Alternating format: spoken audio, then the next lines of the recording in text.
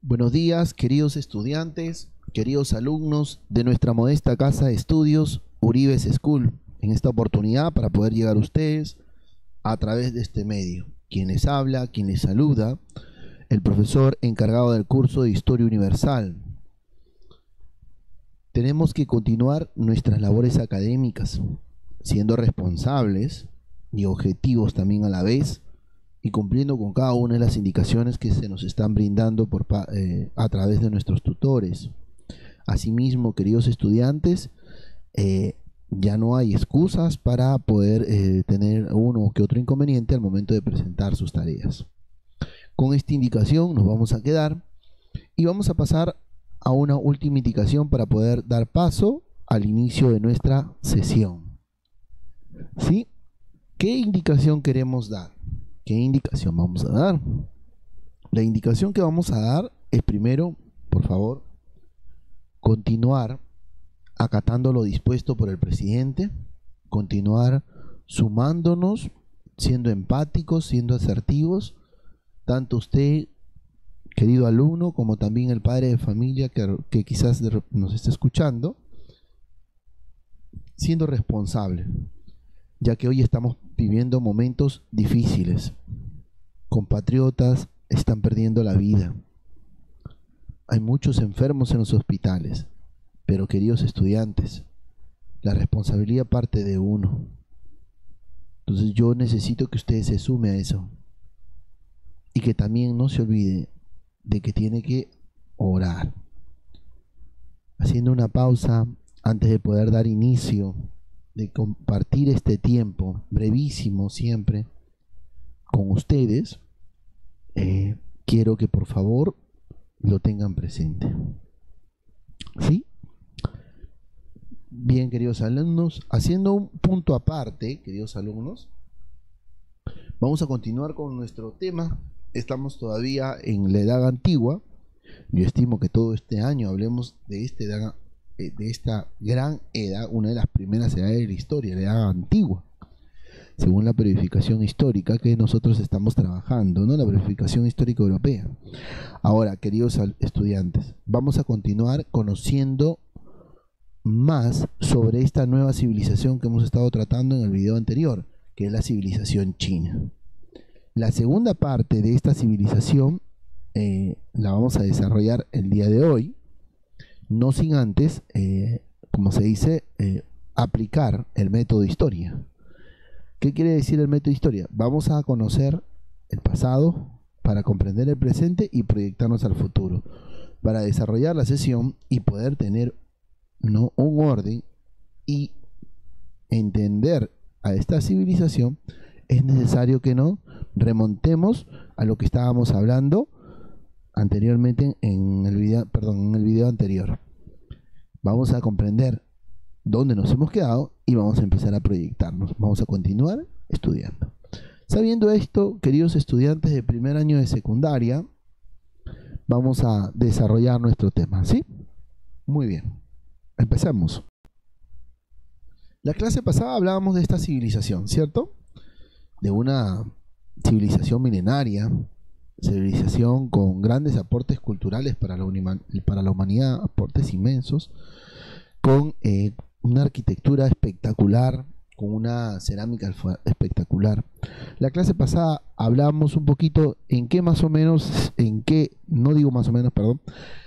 se basó el pensamiento, la creencia. La gran mayoría de las civilizaciones en sus inicios va a relacionar mucho su entorno, el medio en donde se encuentra, y a través del cual van a formar las bases, van a, como se dice, cimentar o edificar un pensamiento, una religión. Entonces estamos hablando de civilizaciones que van a tener esa forma de pensar. La civilización china no fue ajena. Los pobladores chinos eran muy observadores. Entonces van a analizar estas situaciones climáticas, como se dice, que se les va a presentar. Uno de ellos va a ser el día, la noche, el sol, la luna. Entonces, ese cambio o esa división o esa balanza, ¿no? Así como hay día, hay noche. Así como hay tierra, hay mar. Así como hay vegetación, no hay vegetación. Y en parte uno tiene algo del otro y el otro tiene algo del otro. Entonces vamos a ver entre lo bueno y lo malo. A esa acción, a ese accionar de analizar su medio geográfico y lo que está pasando con su medio geográfico y basarse en decir, bueno, esto está pasando y va a razonar, los historiadores lo van a llamar como dualidad, ¿no? Una dualidad que van a entender acerca de cómo están viendo su entorno, que va a ser la base también de su religión, pero importante porque a raíz de ella podemos decir cómo más o menos se va edificando esta civilización. Ahí tenemos el yin yang, ¿no? Una expresión importantísima. La clase pasada también hablábamos de dos ríos importantísimos. Yo dejé una tarea de la cual hablábamos del río, de los dos ríos, preguntábamos cuáles son los ríos, o sea, dos. El río amarillo, Wangho, repetimos, el río amarillo, Wangho, y el río azul, Yangtze-Kiang. Estos dos ríos, o al borde, a la margen, claro que uno primero y después el otro. Primero fue el río amarillo, a su alrededor, o cerca del río, en este territorio conocido, todo territorio a la margen de un río es un valle. Aparte de ser un valle, es una tierra fértil. Entonces, los pobladores chinos se van a desarrollar en ese territorio. El río amarillo, Wangho, va a ser el primer río testigo de la formación de esta civilización, de las primeras aldeas, de los primeros pueblos. A comparación del río Yangtze-Kiang. El río Yangtze-Kiang, el río azul, no va a ser testigo, pero también pues van en su pueblo, al momento que crece la población, van a ir, como se dice, buscando una fuente de vida, y el río es una de ellas, y se van a alojar cerca de ese río, ¿no? Estos ríos tienen unos colores característicos de acuerdo a su suelo, ¿no? Eso es importantísimo. Entonces, quiero que quede claro esto para que no cometamos errores durante la semana de examen que es próxima. Y por cierto, anote, pregunta de examen, los ríos. Hablábamos también de la organización política y hablábamos de que estas organizaciones políticas van a tener, sobre la base de decir, ¿tenemos un emperador? No, sobre la base de eso van a ser lideradas por dinastías. Y decíamos, ¿qué cosa es una dinastía? Una dinastía es un grupo determinado de familia, ¿no? Y fueron 13 las dinastías más, las que prácticamente primaron en esta civilización, de las cuales teníamos la dinastía Liang, Tang, Jin, Han, Zhou, las dinastías que habían resaltado, habían trascendido. Importantísima también la dinastía Qin, ¿no? Entre otras. También hablábamos de una organización social clasista y dada, ¿no? Clasista en el sentido de que se va a manejar al emperador con pensamiento de origen divino, la aristocracia, los que van a tener los funcionarios de gobierno, los campesinos, siervos y los esclavos. Hasta ahí una organización bien dada, bien establecida, ¿no? Entonces, la base de la economía, o sea, cómo va a vivir esta civilización o cómo se van a sustentar, va a ser el comercio. Muy a pesar de que su principal actividad de los chinos para este tiempo es la agricultura. De la necesidad del cambio y de la necesidad de querer tener otros productos o otros insumos para poder elaborar, alimentos, va a surgir el comercio. Y como va a surgir el comercio, va a surgir un accionar conocido como el trueque de productos. ¿Me dejo entender? Entonces había otros pueblos que querían trigo, cebada y arroz, que era lo que más se producía en este territorio chino. Entonces van a venir y van a hacer un trueque, ¿no? Un cambio, un intercambio, ¿no? Y eso está más que claro. La clase pasada veníamos hablando. Y ahora sí, queridos estudiantes, muy bien, donde nos quedamos vamos a partir, como se dice, y vamos a continuar con nuestro aprendizaje. Muy bien, les decía yo que va a ser esa forma de pensar o ese pensamiento va a ser la base, ¿no? de la religión china, importantísima, importantísima, y de la cual vamos a desarrollar el día de hoy. Y partimos desde la religión. Esta religión china estaba ligada a la fuerza de la naturaleza. Ya la profesora ya nos comentó. Listo, sí, eso es muy cierto. Y a la filosofía, o sea, quiere decir a razonar acorde a lo que está pasando a su alrededor. ¿Por qué se dio esto? ¿Por qué salió el sol? ¿Por qué salió la luna? ¿Por qué se ve? Y eso era muy importante. Esta religión china tuvo, valoró mucho las acciones de sus antepasados, los primeros filósofos, los primeros pensadores, ¿no? Entonces, durante sus inicios se presentaron tres grandes filosofías o religiones, o tres grandes religiones, una influencia tremenda en esta civilización. Entonces, al ser ellos, como se dice, los primeros en tener un fundamento religioso y un fundamento filosófico de raciocinio, entonces ellos van a ser considerados como las tres filosofías o religiones antiguas. Y las tres coincidían de que el poblador chino tenía que purificar su alma. ¿Cuáles van a ser estas tres religiones o filosofías? La primera va a ser el confucianismo y la siguiente va a ser el taoísmo. Después va a venir el budismo. Estamos poniéndolas en orden diferente y bueno, pues vamos a empezar a hablar de cada una de ellas, ¿sí? Vamos a analizar y quiénes son sus representantes, ¿no? Tenemos al budismo, que fue introducido desde la India. Esta religión va a ser traída al territorio chino por la dinastía Han. Ahora, recuerden ustedes que ¿cuál es la necesidad de la civilización china? La necesidad de la civilización china es de que el poblador chino purifique su alma. Y al querer buscar purificar su alma, van a buscar, como se dice, un claro ejemplo de una religión de que a través de la meditación, a través del reposo, a través de hábitos y acciones, van a evitar diferentes acciones malas o negativas.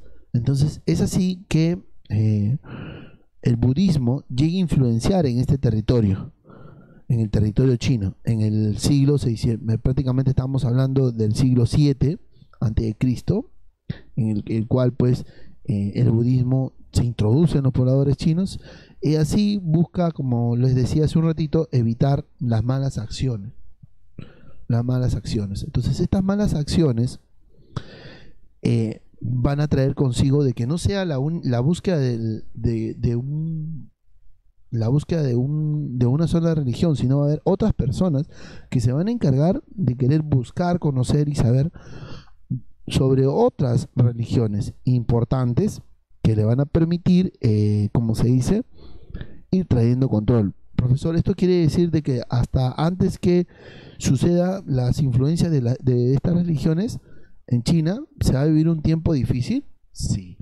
Están viviendo, están pasando. Recuerden ustedes que los que unifican el territorio chino son guerreros, y son luchadores que tienen el uso de diferentes armas. Entonces, en la búsqueda de eso, va a surgir, van a verse influenciados por el budismo, por la religión hacia Buda. Hasta que va a llegar Confucio. Y Confucio va a plantear su pensamiento, su religión, el confucianismo. El confucianismo, una religión clara e importante en la vida china, ya que esta religión va a cimentar las bases de 3 a 4 aspectos importantes de una civilización. La primera y la básica, la educación. La educación, el gobierno y al comportamiento personal, pero con un fundamento. Ya para esto, para este entonces, ya está el papel inventado. Ya hay un documento en el cual puedan compartir estas enseñanzas. Entonces, es importante que el poblador chino entienda que la base de todo es su educación, su formación. Y que el gobierno necesite encontrar un orden. Pero ¿dónde se va a respaldar el orden del gobierno? En el comportamiento de la sociedad. Importantísimo, ¿verdad? ¿Qué hubiese pasado? Un ejemplo. ¿Qué hubiese pasado si todos los pobladores continuasen, fuésemos responsables en acatar lo dispuesto por el presidente? Llevar la careta, teniendo cuidado. ¿Usted cree que vamos a pasar una situación como la que estamos viviendo? No. ¿Cuán importante y valiosa eran estas religiones para el poblador chino? Importante, ¿verdad? Y que nos deja una gran lección. Eso es lo que quiero que ustedes tengan en cuenta. El confucianismo prácticamente abarca un tiempo desde el año 100 a.C.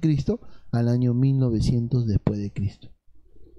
Vamos a continuar, queridos estudiantes. Dejamos a Confucio y su confucianismo y vamos a pasar al taoísmo. El taoísmo fue desarrollado por Lao Tse, este filósofo religioso. Lao Tse, durante este periodo el periodo de los combatientes, no sé si usted se recordará, Lao Tse fue quien se va a reflexionar acerca de la humanidad. Y él va a querer buscar poner fin al sufrimiento y sobre todo a los conflictos.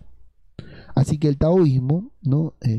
Los taoístas van a buscar esa paz, como se dice, a través de su religión.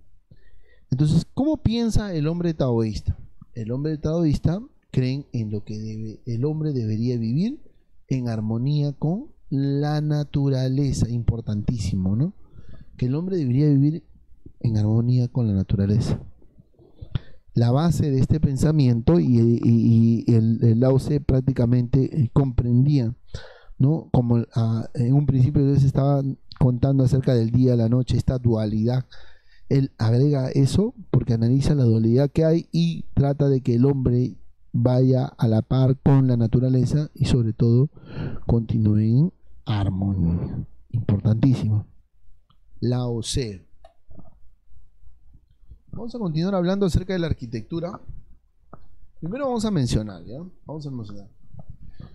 Bueno, desde mi punto de vista y para muchos historiadores, una de las arquitecturas impresionantes y hermosas va a ser la de la civilización china, ¿no? La belleza estética y la funcionalidad, ¿no? Cada cosa tiene su porqué y su razón de ser, por qué está ahí, cómo fue edificada, por qué la edificaron, ¿no?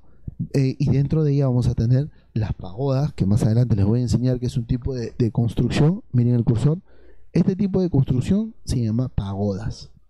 Y dentro de ellas se almacenaba riquezas. Importantísimo, ¿no? Y en la antigua China la arquitectura dejó dos grandes obras importantísimas que fueron encontradas y halladas, ¿no? Una de ellas es la muralla china. Ojo que en un determinado espacio solamente se construyó para evitar, como se dice, el desplazamiento o futuras invasiones. Y de ahí con las otras dinastías fueron continuando, ¿no? Y este ejército de terracota intacto, como ustedes pueden ver la imagen, intacto y tanto, pertenecientes al emperador Qin o al emperador dragón, como algunos lo llamaban, ¿no? Entonces, vamos a ver un poquito más y vamos a ahondar en cada uno de esos, ¿no? Primero vamos a hablar de las pagodas. Son un aporte tradicional y arquitectónico que hasta la actualidad está en el país, está introducido. Ahora lo usan como uso religioso también. En su mayoría se construyeron al oeste de China. Sus inicios datan de la dinastía Han, ¿no? La gran mayoría de ellas son estructuras elaboradas con madera y en aquel entonces eran para guardar objetos religiosos. De ahí pasaron a ser, como se dice, un sitio de adoración, ¿no? Una arquitectura espectacular, ¿no? Media tenebrosa, pero espectacular. De ahí tenemos la arquitectura prácticamente de los palacios. Otras majestuosas construcciones, ya que el territorio abarca es un espacio inmenso donde están la mayoría de los palacios y prácticamente este es el lugar donde va a estar y va a vivir los emperadores, ¿no? Y sobre todo los emperadores de la dinastía Ming y Ping, prácticamente que fueron los líderes y gobernaron el territorio chino por unos 500 años, ¿no? Este territorio tiene 4 puertas y 4 torres. Es un territorio inmenso e importantísimo también dentro de la arquitectura.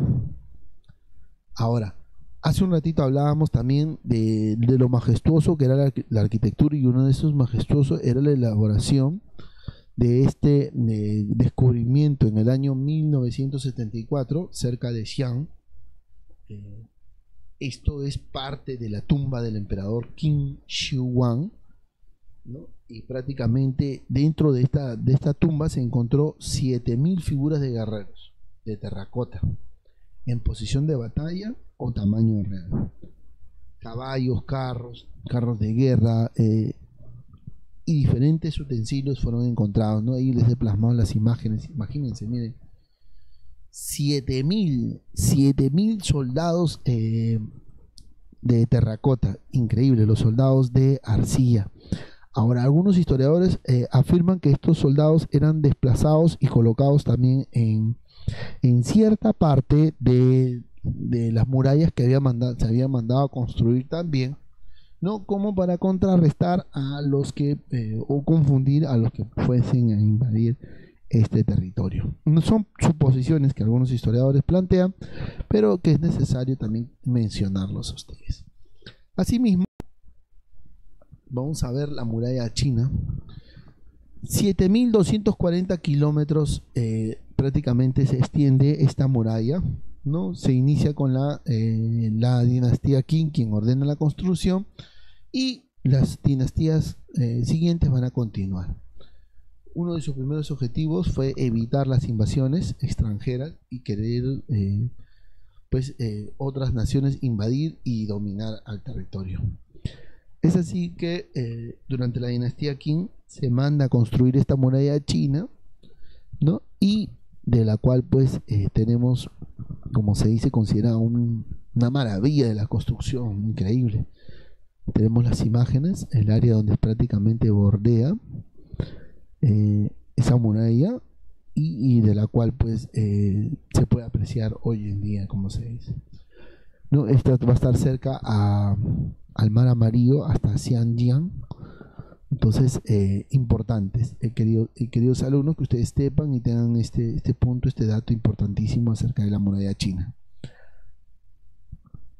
En el arte chino vamos a encontrar la porcelana. La porcelana va a ser uno de los trabajos majestuosos, increíbles, ¿no? Del trabajo de la porcelana china, los detalles, el pintado, etcétera. De verdad va a ser un trabajo espectacular. Después de eso vamos a tener la seda como un material codiciado por los chinos, ¿no? Codiciado. La tinta también. Y otro va a ser, en el arte, va a ser las cometas, entre otros artes que esta civilización va a realizar, ¿no? Las cometas. Decíamos hace un ratito sobre la porcelana, ¿no? La primera y la verdadera. Prácticamente la dinastía Tang va a ser como se dice, la protagonista en elaborar esta porcelana fina, ¿no? Porque lo van a elaborar con arcilla blanca y la temperatura del horno tiene que estar por encima de los 1200 grados centígrados, ¿no? de calor, ¿no? Para tener un material duro, sin poros, ¿no? De calidad. Es así que esta porcelana se va a exportar a Japón, a Europa, se va a exportar y como se dice, ellos van a conocer sobre el trabajo y el arte de la porcelana china, como se dice. La seda, ¿no? esta tela, ¿no? Por así decirlo, esta tela es un artículo valioso, ¿no? Se origina a raíz de una ruta llamada la ruta de la seda, y los chinos van a ser los inventores de esta seda que la utilizaban para sus trajes, ¿no? ¿Cómo surge? Hay toda una historia, ¿no? La emperatriz Xilinchi descubrió la seda cuando un capullo de gusano se cayó en su té, y los capullos se ponen en agua para matar a la larva, ¿no?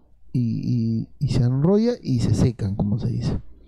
Es ahí como se obtiene la seda, ¿no? En el arte y la pintura va a haber dos tipos: la de acuarela y la de estampados.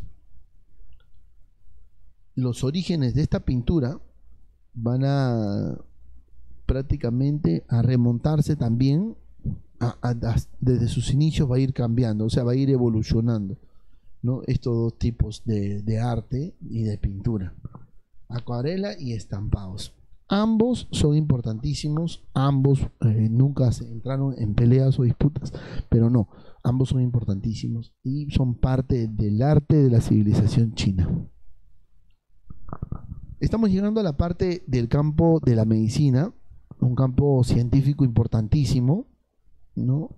Desde que se reconoció que el papel, la moneda, la pólvora, la brújula y la imprenta eran invenciones chinas, es importante que reconozcan. Entonces, en el campo científico no va a ser ajeno, ¿no? Descubre la pólvora, el papel, la moneda, la brújula, ¿no? La imprenta, ¿no? Una imprenta también.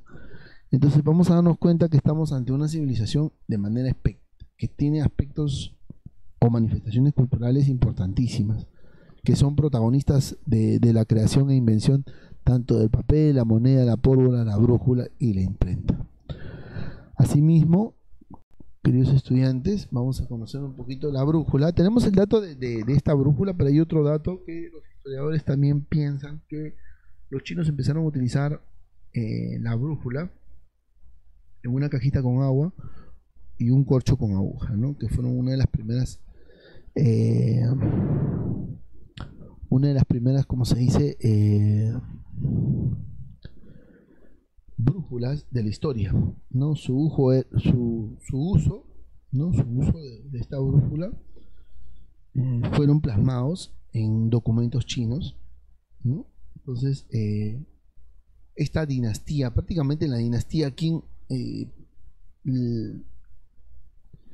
van a trabajar mucho en los minerales y el hierro. Entonces, es haber investigado mucho sobre el hierro, sus aleaciones, le va a permitir a ellos, como se dice, ir mejorando, ¿no? Y lo mismo, y este mismo nuevo mineral va a ser usado para elaboración de estas brújulas, ¿no? Entonces, con la búsqueda de querer que la brújula tenga cierta alineación con el campo magnético de la Tierra. Esa misma brújula, les decía yo, que fue plasmada en diferentes textos chinos hasta llegar a la elaboración del papel y la imprenta. Los chinos inventan en el año 3000, después de que los egipcios usaran el papiro Koilun, ¿no? El papiro, o se va a oficializar en esta dinastía Han, y se va a elaborar el papel, ¿no? El papel fue elaborado primero de bambú, de agua escurriendo y secado en un marco de bambú. Los libros que se realizaban, había un trabajo en arcilla, se va a dejar de trabajar en arcilla, se va a utilizar el papel, y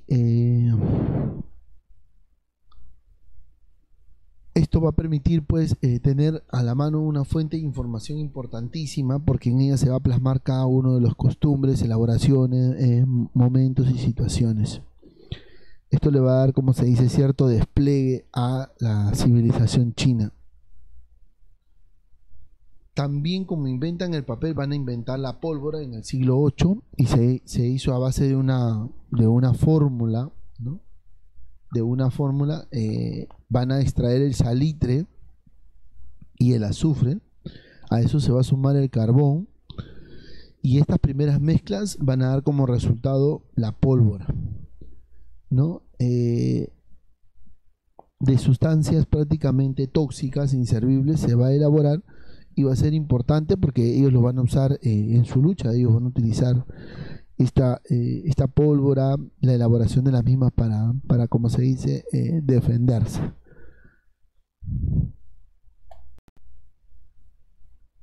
Y continuamos en el campo científico y nos toca resaltar la escritura china. El chino mandarín es una de las lenguas más habladas en el mundo, ¿no? El